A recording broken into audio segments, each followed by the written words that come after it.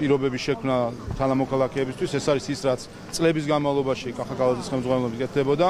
დღეს თბილისი შეუდარებელი არის მისი დღევანდელი მდგომარეობა იმასთან, რაც წლების წინ იყო. ამას მე მგონი მტერი მოყვარე ყველა ძალიან კარგად ხედავს, მათ შორის ვაკვირდებით ჩვენი ოპონენტები, ზუსტად კახაკალაძის ხელმძღვანელობით აღდგენილ პარკებში, როგორ დასეირნობენ და ხვდებიან მოქალაქეებს. ესეც ამას აჩვენებს, თუ რა წარმატება არის ამ მხრივ და დღეს იყო საუბარი, თუ როგორ მოხდება ამ მომავალი წლების განმავლობაში მწვანე გარემოს და ჩვენი მოქალაქეებისთვის დასწავარია უსაფრთხო ეკოლოგიურად უსაფრთხო გარემოს შექმნა. გორგის კვლევა ნახეთ, სადაც გაზრდილია ქართული ოცნების რეიტინგი. გორგის კვლევა მინაილად გაზრდილია ქართული ოცნების რეიტინგი. ბატონო შეაფასება გერმანიის საგარეო საქმეთა სამინისტრო დეზინფორმაციის გავრცელებაში გადანაშაულებს და იცავს გერმანიის ელჩს. თქვენი განცხადებების გამოხდება ეს თქვენ ხართ თუ არა პასუხისმგებელი, რომ ურთიერთობა კიდევ უფრო მეტად შორდება ერთმანეთს პირიქით და როგორ უპასუხებთ სამინისტროს? რაც შეეხება გერმანიის საგარეო საქმეთა სამინისტროს პრესპექტივის განცხადებას, ამაზე თუ საჭიროდ ჩათვლის საქართველოს საგარეო საქმეთა სამინისტროს პრესპექტივანი უპასუხებს. რაც შეეხება ბატონ პეტერს, რომელსაც როგორც ჩანს აწუხებს ის ბრალდებები, რომელიც ეხება მისი მხრიდან ექსტრემისტების მხარდაჭერას. თუ კი მას ეს ბრალდებები აწუხებს, გამოსავალი არის ძალიან მარტივი. ბატონმა პეტერმა ექსტრემისტებს არ უნდა დაუჭიროს ხარი. მაგალითი ეს ყველაფერი ჩვენ თვალწინ ხდება. მე შეგახსენებთ, რომ არსებობს ექსტრემისტული ჯგუფი, რომელიც გახსოვთ თქვენ მიუვარდა საქართველოს პარლამენტის წევრს, ქართველი ხალხის მიერ არჩეულ პარლამენტის წევრს, მცირეწლოვან ბავშვთან ერთად და თავს დაესხა ქალბატონ მარიამ ლაშქრს, მათ შორის თავს დაესხა ფაშისტური შეძახილებით. ამ ადამიანებს ამის შემდეგ ბატონი პეტერი შეხვდა თავისთან საელჩოში, გამოუცხადა მხარდაჭერა და თქვა, რომ ესენი არიან საქართველოს მომავალი, რომ საქართველოს მომავალი კარგ ხელშია მათი სახით.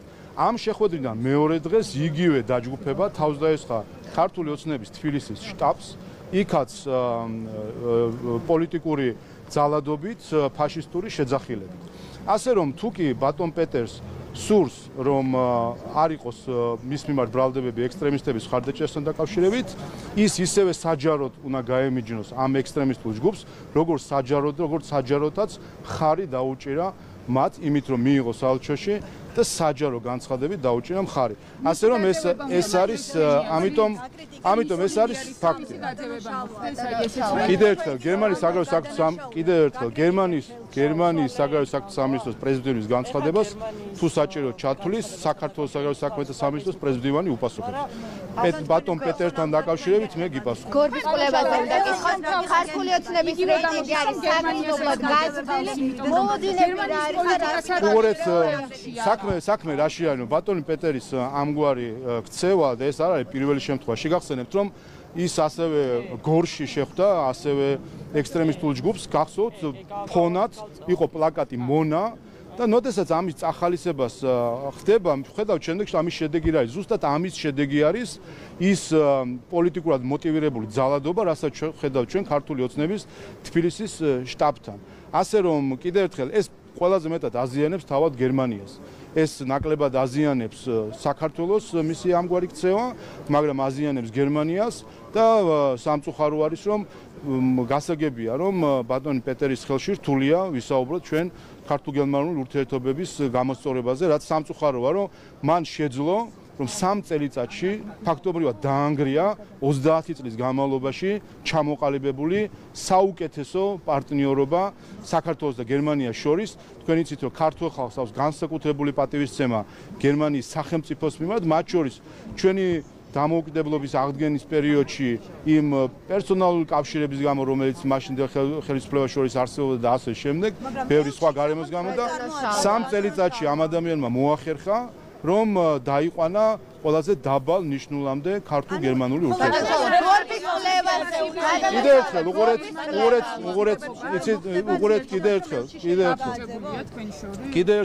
კიდევ ერთხელ ყველაზე მარტივი გამოსავალი არის ის, რომ მან როგორც საჯარო დაუჭირა მხარი აი ამ ჯგუფს, კონკრეტული ჯგუფი არის, რომელიც თავს ეძახის ილიას უნივერსიტეტის რაღაცას, აი კონკრეტულ ჯგუფს, რომელიც თავს დაესხა მანამდე საქართველოს პარლამენტის წევრს და მისი მხარდ ამის შემდეგ მან მიიღო ისინი საელჩოში და თქვა რომ აი ესენი არიან საქართველოს მომავალი, ის ხალხი, რომლებიც თავს ესხმის არჩეულ პარლამენტის წევრს მცირეწლოვან ბავშვთან ერთად ამას უწოდებს საქართველოს მომავალს, ამით შეგულიანებული წავიდნენ მერე და ქართული ოცნების საარჩევნო შტაბს დაესხნენ.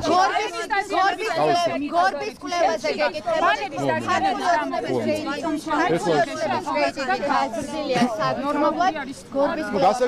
უკავშირებთ მოლოდინი რა არის? კვლევების გარეშე ჩვენ შევხედოთ სხვა ნაწილს, ხომ? დღეს უკვე დასრულდა რეგისტრაცია, მათ შორის კომისიებში დასახელება წევრების და ასე შემდეგ. ვნახეთ რომ გახარია ლელოს ტანდემმა ვერ შეძლო კომისიებში 1600 წევრის მოძიება ვერ შეძლო დაესახელებინა. 28 ქალაქში კანდიდატი არ ყავთ და 430 მაჟორიტარი ვერ დაასახელეს ქვეყნის მასშტაბით. ესეც ხომ კვლევას რომ თავი დავანებთ, ესეც ხომ აჩვენებს რომ არათუ მხარდამჭერები ყავთ ნაკლები ვერ პოულობენ ადამიანს, რომელიც წავა ამ ნაბიჯზე, რომ გახარიას და ლელოს პარტიის რაღაცნაირად სახე იყვნენ და რატომ? იმიტომ რომ ერთი მხრივ გვაქვს ლელოსთან საქმე, რომელიც არის თაღლითობის მიზნით შექმნილი ორგანიზაცია, იცით რომ თავად ხაზარაძემ აღიარა რომ ანაკლის საქმის გამო შექმნა ეს პარტია და მოვიდა პოლიტიკაში და დღეს ყველამ ვიცით დადასტურებით ყველა ინსტანციით და ყველა საერთაშორისო არბიტრაჟით რომ ეს იყო თაღლითობა, რასაც ისინი აპირებდნენ ანაკლიაში და როგორ აპირებდნენ რომ საქართველოს ბიუჯეტის თითქმის 15% ჯიბეში ჩაედოთ და ამ მიზნისთვის რომ საქართველოს ბიუჯეტის 15%-ამდე ჯიბეში ჩაედოთ, შექმნეს თაღლითური პარტია ლელო და მეორე გახარია რომელიც დაფუძნებულია სრულიად ღალატზე. ეს ადამიანი არის, რა ვიცი მე, ქრონიკული მოღალატე, ჯერ ქართულ ოცნებასთან დაკავშირებით, გახსოვთ თქვენ რომ უცხო ქვეყნის ელჩთან შეთანხმებით გაიქცა, ეხლა თავის პარტიასაც გაიქცა და არის უცხო ქვეყნის რეზიდენტი. რეიტინგების შესაბამისად, რეიტინგებშიც ეს ყველაფერი არის ასახული. ხალხი ამას ხედავს, რომ არის მცირე ექსტრემისტების ჯგუფი, რომლებიც ღამე დაიარებიან და ძალადობენ და იმიტომაც ძალადობენ, რომ ისინი თავად ხვდებიან, რომ ცოტანი არიან და ექსტრემისტები რომ არიან. ასე რომ ეს ყველაფერი აისახება რეიტინგებშიც და რაც თავარია 4 ოქტომბერს ყველა დაინახავს.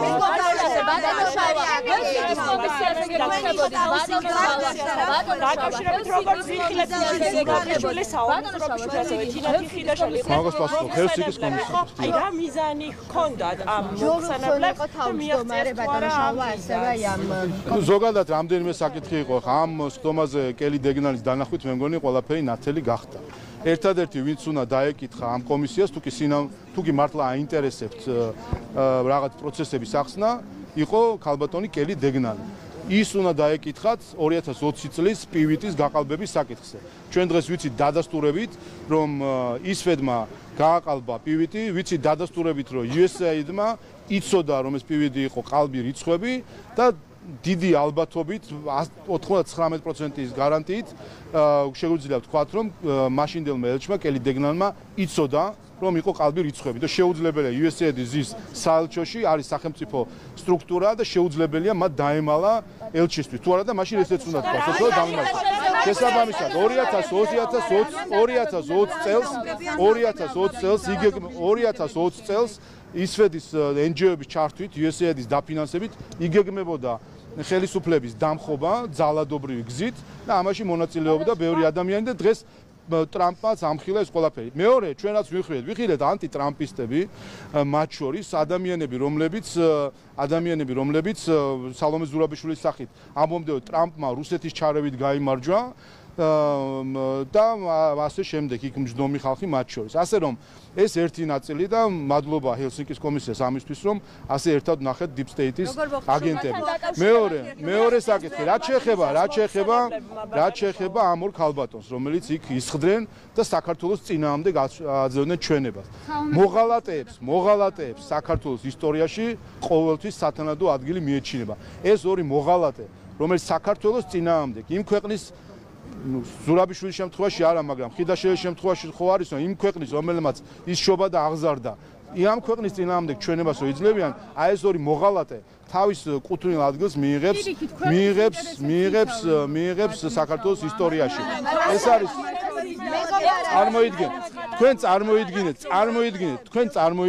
წარმოიდგინეთ ამერიკის ექს-პრეზიდენტი რომ ჩამოვიდეს და საქართველოს პარლამენტის საგამოძიებო კომისიაში მისცეს ჩვენება ამერიკის წინააღმდეგ. აი სინამდვილეში ეს არის აგენტის ეს არის ყველა აგენტის ხვედრი და ყველამ უნდა ისწავლონ ხიდაშელის და ზურაბიშვილის მაგალითზე როგორ ექცევიან აგენტებს. ჩაიყვანენ და აი ესე დღალად ჩაადერინებენ. აი ესე ყველა აგენტის ხვედრი.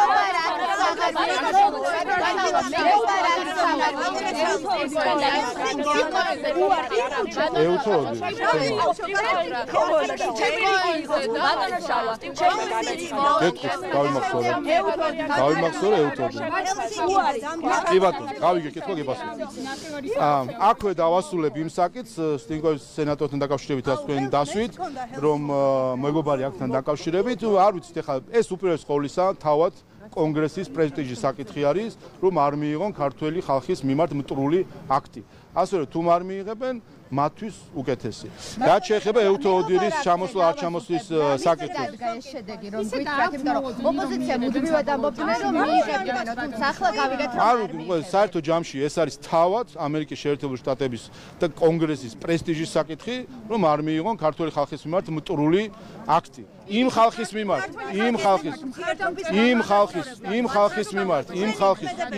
მიმართ, რომელმაც 30-ზე მეტი თავისი რჩეული ვაჟკაცი შეწირა ამერიკელ ჯარისკაცებთან ერთად ავღანეთში ომს.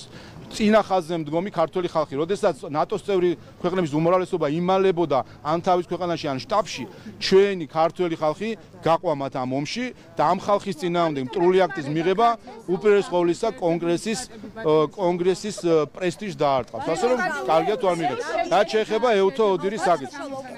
რაც შეეხება ევთოოდირის განცხადებას დროსთან დაკავშირებით, ასე თუ გული გულობს, ხალხი ორი ხელით იჭმევა. თუ დაკვირვების სურვილი ექნებოდათ საკმარისი დრო არ იმისთვის რომ დააკვირდნენ.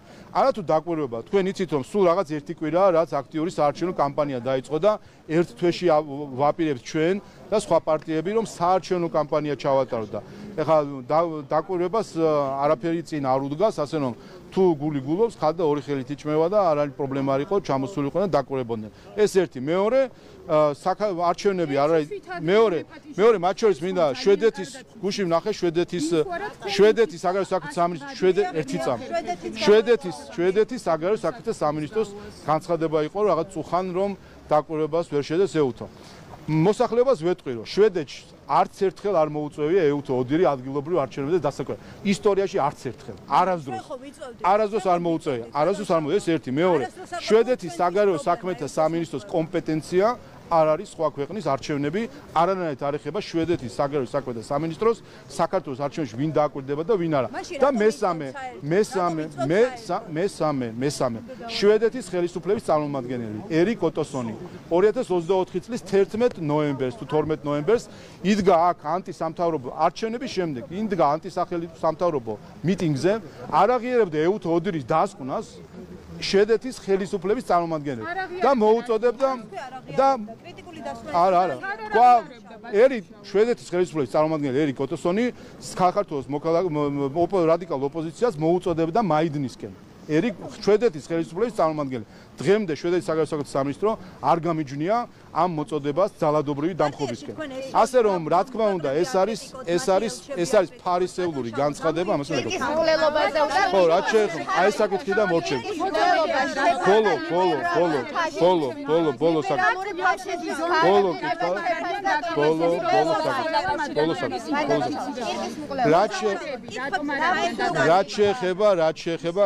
რაც შეეხება იმ მკვლელობას რომელიც საზარელ მკვლელობას რომელიც გუშინ ვიყიდით აი ეს არის ლიბერალიზმის თანამედროვე სახე და ზუსტად ეს არის რაც ხდება საქართველოში. ეს არის რაც ხდება ეს არის ზუსტად ლიბერალიზმის თანამედროვე სახე. დღეს როცა ცდილობენ ლიბერალიზმი თანამედროვე ლიბერალიზმთან გაიგიონ ილია ჭავჭავაძე. ილია ჭავჭავაძე კი არა, ბერბიჭაშვილების შთამომავლები არიან თანამედროვე ლიბერალები საქართველოში, რომელიც არიან ნაწილი ამ ლიბერალური ინტერნაციონალის, რომელიც მთავარი იარაღი არის ძალადობა. სიტყვით ძალადობა, ფიზიკური ძალადობა და ამას ხედავთ ყველგან. მთელს მსოფლიოში, სადაც ისინი მოძლიერებული არიან, ზუსტად ეს უნდათ საქართველოშიც დაამკვიდრონ. ეს ორკების ღამის თარეში, რაც თბილისში ხდება, მივარდნები, დედის გინება პროტესტია? დედის გინება პროტესტი არის? აი ზუსტად ეს არის ლიბერალური ფაშიზმი, ზუსტად ეს არის, რომ გინება შეურაცხყოფას, დეჰუმანიზაციას, ძალადობას აქცევენ, აფორმებენ პოლიტიკურ პროცესს. ამიტომ ისაც გუშინ ვისვინეთ, ისაც გუშინ ვიხილეთ, არის ის რაც უნდა რომ საქართველოში დაგვეთ. თქვენ იცით რომ რუსთაველზე ნახეთ ცოტა ხნის წინ დააკავეს ადამიანი, რომელიც შაშხანით გადაადგილდებოდა ადამიანი რუსთაველის ტერიტორიაზე. აი ეს არის ზუსტად რაც მოხდა სლოვაკეთში, როდესაც ფიცოს ესროლეს. ეს არის ზუსტად ერთ-ერთი ევროკომისარი, რაზეც აფრთხილებდა საქართველოს პრემიერ-მინისტრს. კიდევ ერთხელ, ეს არის მთავარი მომენტი, რომ ზუსტად საქართველოში მოქმედი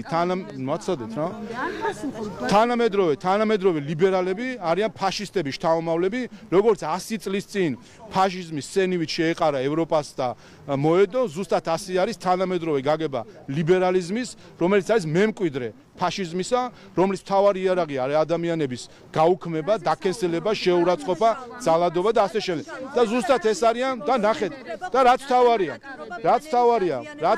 ნუმალად. რაც მთავარია, ჩვენ ნახეთ ქართველი ლიბერალების, ეგრეთ წოდებული ბერბიჭაშვილების შთამომავლების რეაქცია ამ კვლელობაზე. ნახეთ სოროსის ფონდის თანამშრომელს, როგორ უხარია რომ მოკლეს. ნახეთ პარტია ახალის თანამშრომელს, როგორ უხარია რომ მოკლეს ადამიანი. აი ეს არის ლიბერალური ფაშიზმი, არის 100 წლის წინანდელი ფაშიზმის მემკვიდრე.